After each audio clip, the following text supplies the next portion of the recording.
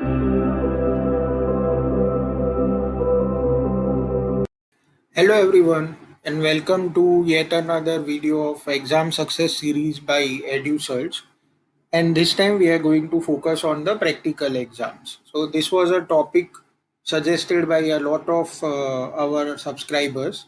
The reason being that practical exams are coming up or MRCS exams are coming up, and all these exams have a specific exam pattern which is known as OSCE. And if you already know about it, this will be a revision for you. What is OSCE? How did it originate? How to prepare for OSCE? An example of an OSCE station, what different OSCE stations you can encounter. And if you are going to give an OSCE exam, be it MRCS, be it DNB, be it postgraduate exam, be it any exam, this video will help you understand what is OSCE and how to prepare for it. So in this talk, we are going to see the different types of practical exams, because OSCE is also one of the types of practical exams, and we will see why OSCE is a better version of practical exams.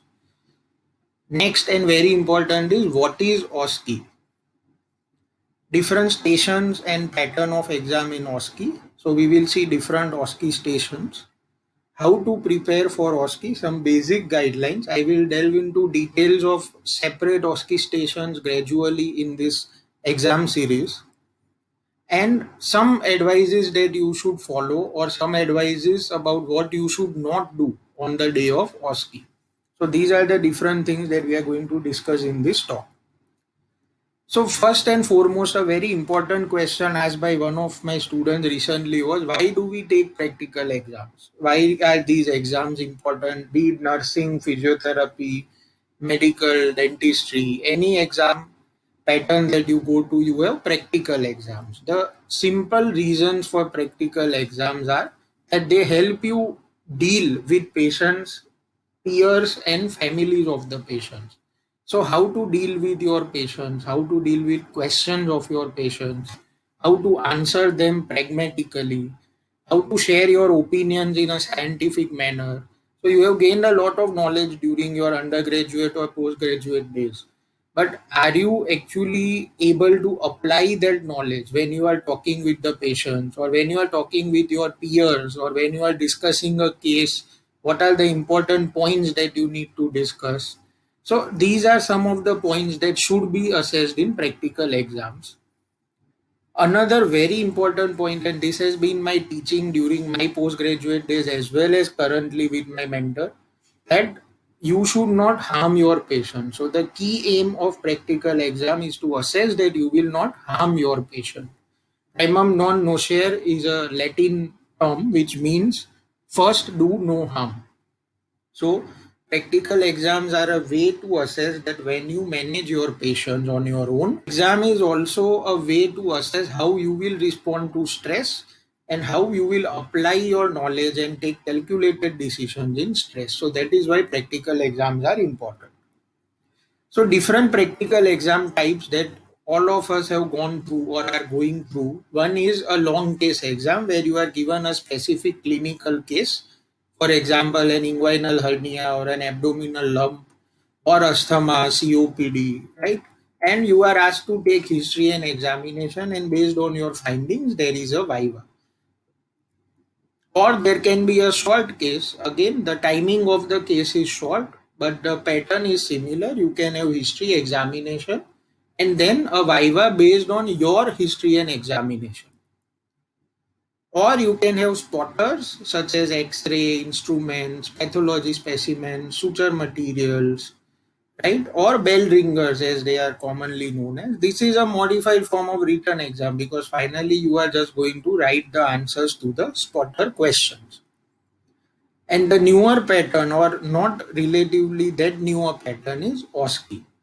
So what are the issues with long case, short case and bell ringers?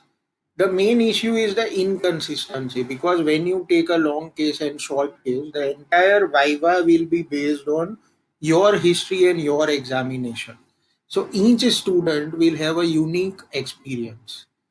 That is because whenever you appear in the exam, the next student will have a different appearance The reason being that there is no standardized list of questions, and the questions will depend on your history or your examination finding as well as the wish of your examiner. So the problem is that it is subjective. Long case, short case pattern is a subjective pattern, and spotters are not in sense a practical exam because they don't assess what a practical exam should assess. So non-standardized questions and non-standardized marking patterns is the main problem with this long case, short case pattern of practical exam.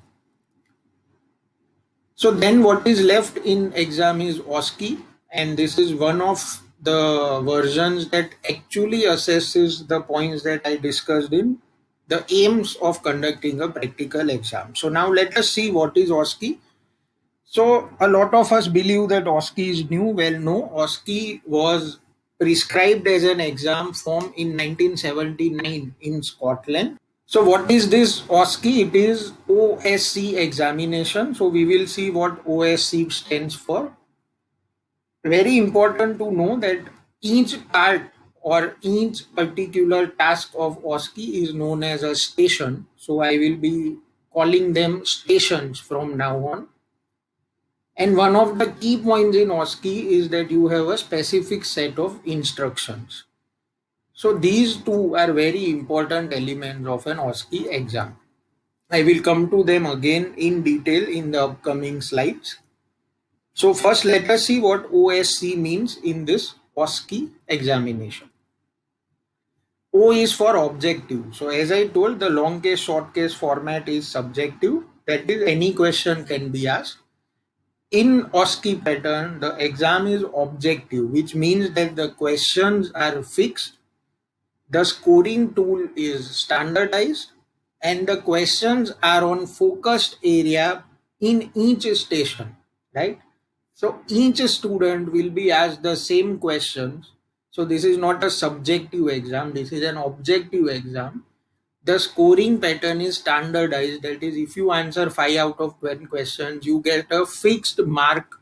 It is not that one student who answered 5 out of 10 questions get 20 marks and the other student who answers 5 out of 10 questions gets 10 marks. So there is a fixed scoring pattern. The 10 questions, if you have in a station, each of those questions is fixed. S is structured, which means that same questions will be asked to each student, same time will be given to each student. The difficulty level of exam will be same for each student, and marks given will be same and structured for each student. So that is S. C is clinical, and this is a very important point that OSCE, as we will see later, has stations which test actually your performance and competence in dealing with your patients in real world. It tests how you communicate with your peers, it tests your professionalism, and it is actually an exam which tests how you apply your knowledge in practical terms, right? So that is why this is an objective structured clinical examination or OSCE. Thus OSCE is competence based. It assesses your competence in dealing with clinical scenarios. It is a real world application of your knowledge and skills. It is uniform for each and every student. This is a very important point in objective structured clinical exam. And it is a standardized exam. The exam pattern is standard. Patients are standard. They usually have dummy patients, or even if the patients that they have, they are instructed very well in how to reply, what to reply, and when to reply. The scoring tools are standardized and the timings of the exam are standardized. So each student gets the same opportunity to demonstrate his or her knowledge in OSCE pattern exam. So now let us see what OSCE stations and what OSCE patterns can be asked in your exam.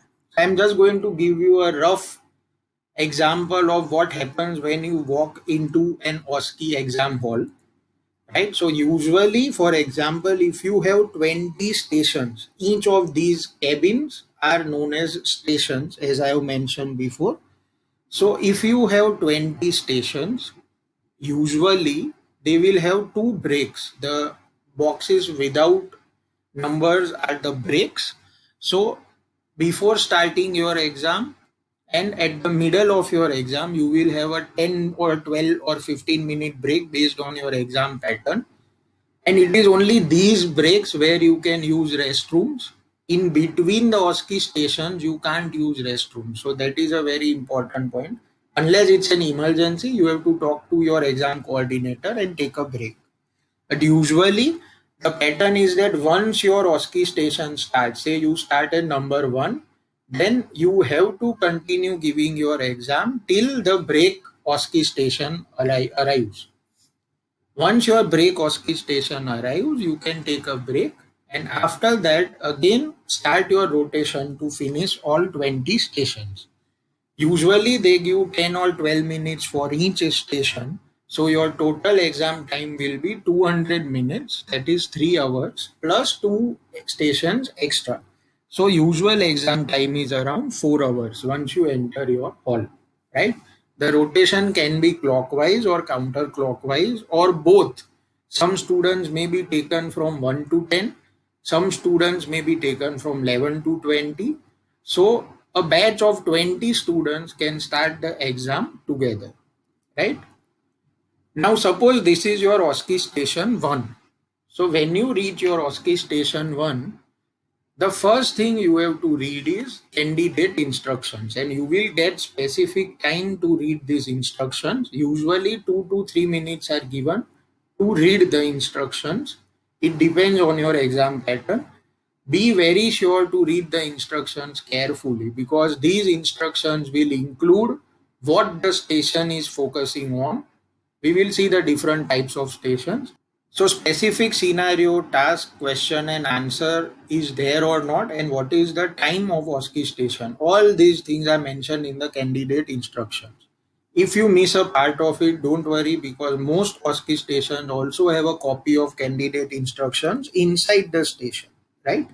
So once you enter inside the station, you have to perform the task that has been given to you in the candidate instructions, right?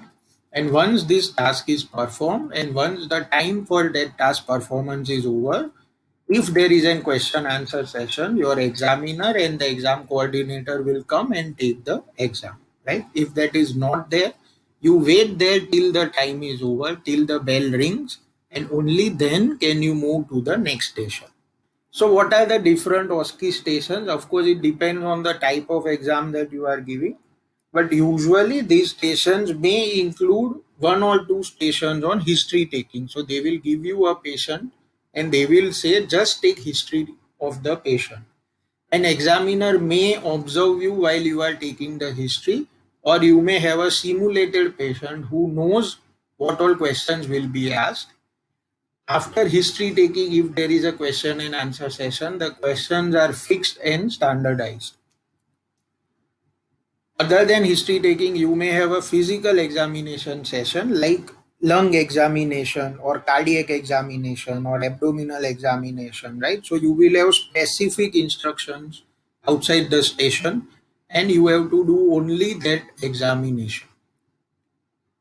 You can have stations on applied anatomy like skull base anatomy or applied anatomy of pancreas, right? So different applied anatomy topics can be there where you have to study the specimen or the bone for some specific amount of time, and then a specified list of questions will be asked to you.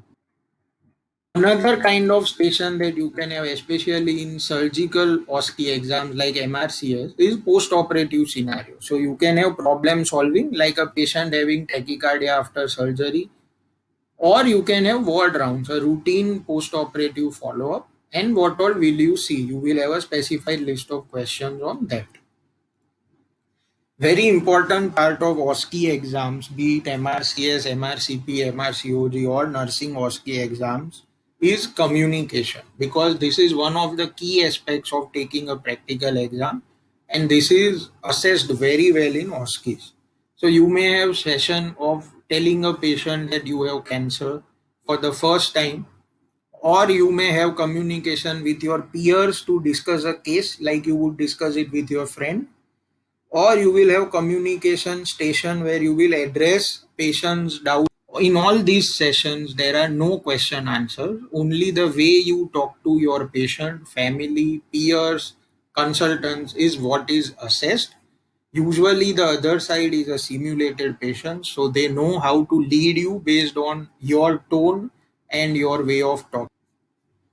Last is one of the easiest stations because these are skills or procedure based stations where you have to do, say, Foley's catheterization or right tube insertion, or you have to read a CT scan, X ray, ultrasound, or you have to perform an incision and drainage for an abscess or sebaceous cyst excision, or you will be given reports with history of the patient and you have to assess the reports.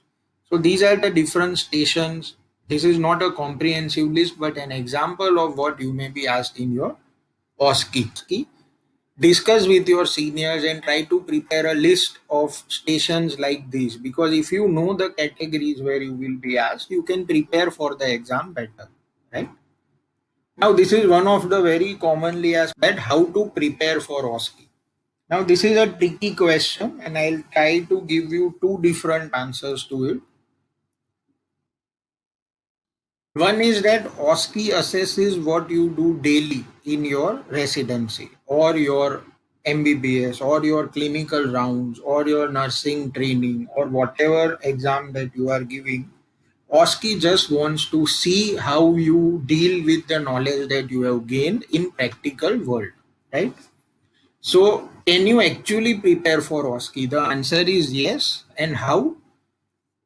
It is very easy to prepare for OSCE if you are following these simple practical rules in your day-to-day residency, right? If you are communicating with your patients well, if you are communicating with your colleagues well, if you have worked in your wards, if you have done these procedures as per the rules, if you have read and performed these procedures, if you have discussed cases with your colleagues, that is what your OSCE is going to be. So it is just another day in your hospital. So don't get stressed out. But if you need to prepare, if you feel that you have stage fright or you have fright of examiners, the best way to do that is by simulating scenarios. And that is why I said get the topics from your seniors or colleagues who have given similar exams, create those scenarios and then discuss with them. Learn talking, learn how to apply your knowledge, discuss different clinical scenarios, practice with your colleagues. The key point that you can practice is time management, because it is a very new way of an exam for those who have never appeared in this exam before. So what you can do is you can discuss these cases with your colleagues in specific time.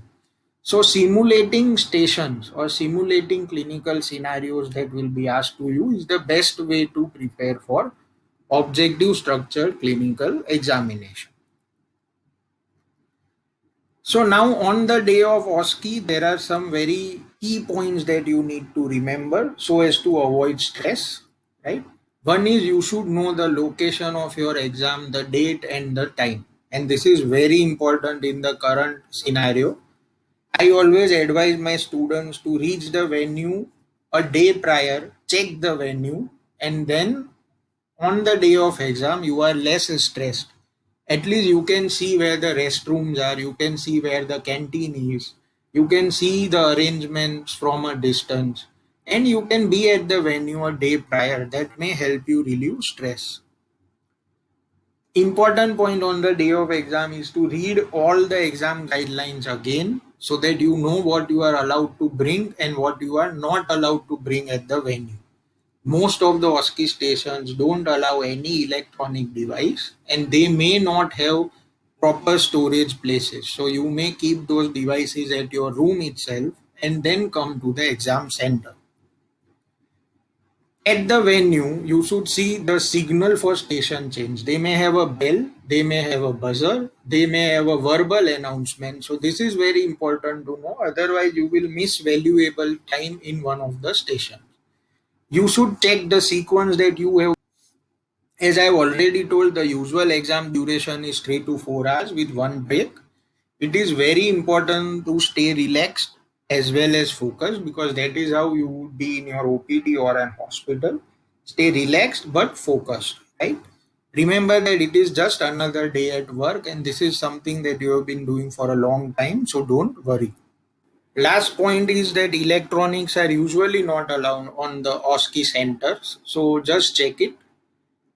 Now, before we end, just very simple advices that I have followed in my OSCE. You don't need to over answer to show that you know. You just need to answer what is asked. So speak less, listen more, as this mantra will help you clear your OSCE exam.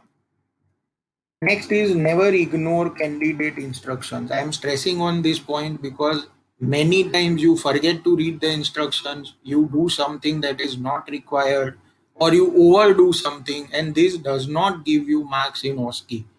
It gives you marks only for what is asked. And last important point is don't assume any station. Don't read half instructions and feel, oh, okay, this is this station, I will do this. And communicate very politely with your patient and the examiner, because communication carries mass. So, with these don'ts, I would like to end the first part of understanding OSCE. In upcoming videos, we will see what are the common things that you should follow when you are answering any type of practical exam. So these will be some of the practical tips. I hope this video clears most of your doubts on what is OSCE and how it is conducted.